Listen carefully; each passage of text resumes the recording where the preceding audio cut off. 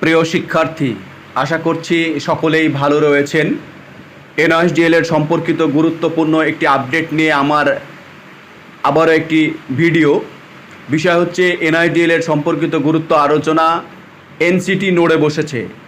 তাহলে প্রশ্ন এবার হবে যে এনসিটি কেন কিভাবে নড়ে উঠেছে, এটা জানতে অবশ্যই ভিডিওটির প্রথম থেকে শেষ পর্যন্ত দেখবেন এবং আমার চ্যানেলে যারা একদমই নতুন তারা অবশ্যই চ্যানেলটিকে সাবস্ক্রাইব করে পাশে থাকবেন।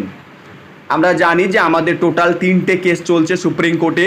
একটা কৌশিক দার কেস, আর একটা হচ্ছে ট্রান্সফার পিটিশন। যদিও কৌশিক দাসের কেসটা ট্রান্সফার পিটিশনের সাথে ট্যাগ করা আছে, তবুও দুটো বিষয়বস্তু আলাদা, সে কারণে দুটো আলাদা ডেটে শুনানি আছে।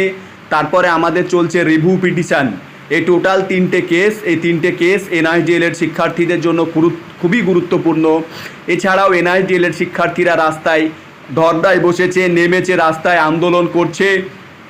আমরা জানি যে এনআইএসডিএলএডরা যদি আন্দোলন না করে আর কিছুদিনের মধ্যে এনআইএসডিএলএডদের ভালো কিছু উঠে না আসে, তাহলে এক লস হবে, ওয়েস্ট বেঙ্গল শিক্ষার্থীরা ইন্টারভিউতে বসতে পাবে না, বিশাল সমস্যার সৃষ্টি হবে।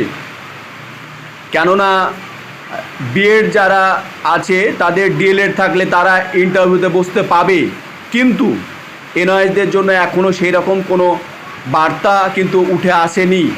তাহলে বলা যায় যে এক্ষেত্রে এনআইএসডিএল শিক্ষার্থীরা বঞ্চিত হবে। তাই এনআইএসডিএল শিক্ষার্থীদের আগে থেকেই ভাবনা চিন্তা করতে হবে। 2 নম্বর বিষয় হচ্ছে যে অক্টোবরে টায়ার 3-4 আসতে চলেছে বিপিএসসির, সেখানেও তারা বঞ্চিত হবে। সেই কারণে এনআইএসডিএল শিক্ষার্থীদের যত দ্রুত পারা যায় একটা ভালো খবর নিয়ে আসতে হবে। আমাদের 23 সেপ্টেম্বর এনআইএসডিএল যে ট্রান্সফার পিটিশন রয়েছে, সেই ট্রান্সফার পিটিশনের শুনানি রয়েছে। 24শে সেপ্টেম্বর তার পরের দিনই কৌশিক দাসের কেসের শুনানি রয়েছে। এখন এই কেসের মধ্যে দিয়ে কি আপডেট উঠে আসছে সেটা আমরা দেখব। তারপরে রিভিউ পিটিশনের এখনও ডেট আমি 29 তারিখ দেখেছিলাম, যাই হোক ওটা আমার ভুলবশত হয়েছে, তবে ডেট এ মাসের মধ্যেই আসবে, দেখবে রিভিউ পিটিশনের। এবার বিষয় হচ্ছে ট্রান্সফার পিটিশনে যাদের পার্টি করা হয়েছে, যেমন অনেক এনআইএস ডিপার্টমেন্ট আছে, এমএচআরডি আছে, এনসিটি আছে।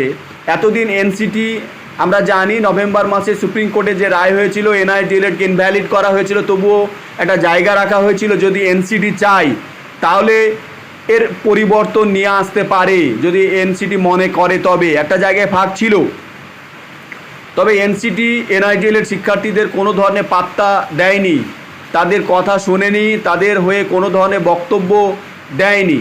বরং তাদের বক্তব্য যে সরকার এ বিষয়ে যদি উদাসীন থাকে তাহলে তাদের কিছু করার নেই, মানে একের দোষ আরাকের দোষ আরাকের ওপর ঘাড়ে চাপানোর একটা মানসিকতা কিন্তু চলছিল।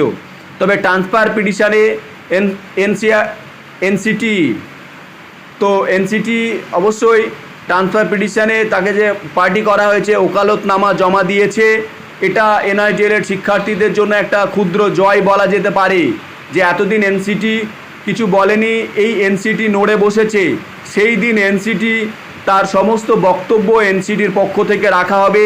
কেন এত বিলম্ব হচ্ছে, কেন এই রকম পরিস্থিতি সৃষ্টি হয়েছে, সমস্ত কিছু তার রেসপন্ডেন্স থাকবে। এই আপডেট কিন্তু উঠে এসেছে। তাহলে বলা যায় এনআইএসডিএল শিক্ষার্থীদের জন্য একটা ভালো খবর।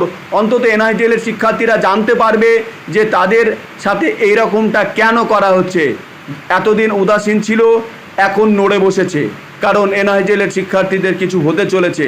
যাই হোক, সকলেই অবশ্যই প্রার্থনা দোয়া করবেন যাতে করে পশ্চিমবঙ্গে ইন্টারভিউ নোটিফিকেশান আসার আগে এবং বিপিএসসির আগে এগুলো যেন হয়ে যায়।